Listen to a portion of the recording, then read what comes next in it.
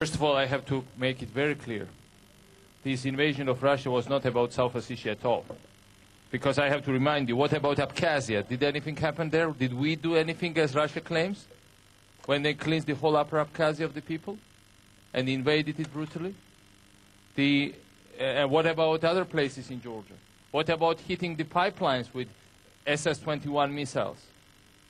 What about, damaging civilian infrastructures all around the country? This was never about South Ossetia. This was brutal invasion of Georgia with sole purpose, and they clearly stated it to Madam Secretary, to President Sarkozy, the overthrow of the Georgian government and turning Georgia into a failed state and basically implying ending its independence. Period.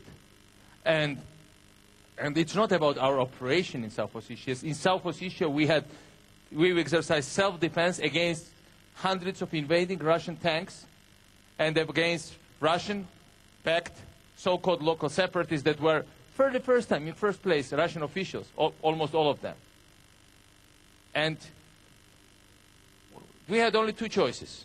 A, to surrender immediately and to let them in, or to try to resist and to inflict damage on them and to deter them. And any responsible democracy has no choice in such a situation. Unfortunately, as unequal as our forces are, because the level of invasion in first days into Georgia was higher than that of Afghanistan, and today's anniversary of Prague, and then bigger initially than that into Czechoslovakia in 1968. This is anniversary of Prague. Russians are historically looks like doing bad things in August, when everybody else, when the civilized people, decision makers go for vacations. And you know what?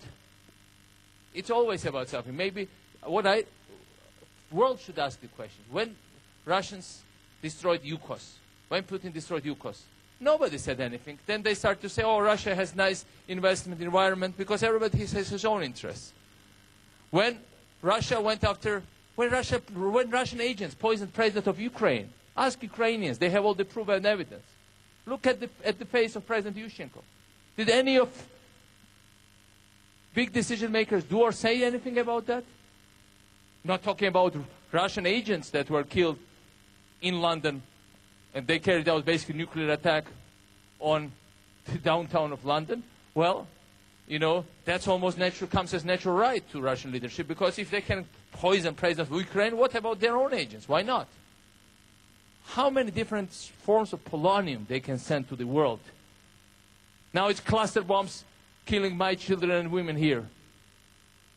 And, oh, by the way, your colleagues, foreign journalists.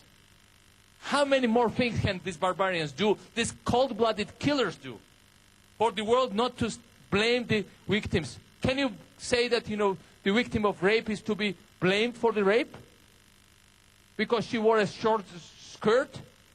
Or a victim of, killing, blamed for the killing because he provoked the killer with some strange look in his eyes?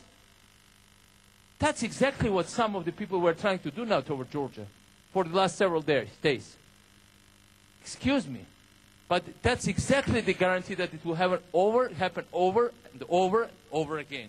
Because with people with whom you are dealing, they are all about, for them, lying is instrument of communication, bullying and blackmailing is best things they enjoy, and the only thing they understand is unity and strength from the international community. Nothing else can deter and stop them, because otherwise they will keep advancing, they will keep killing, they will keep destroying other countries. That's what they are trying to do to my country right now as we speak. May I just one thing, Sylvie, because for members of the press who may not know,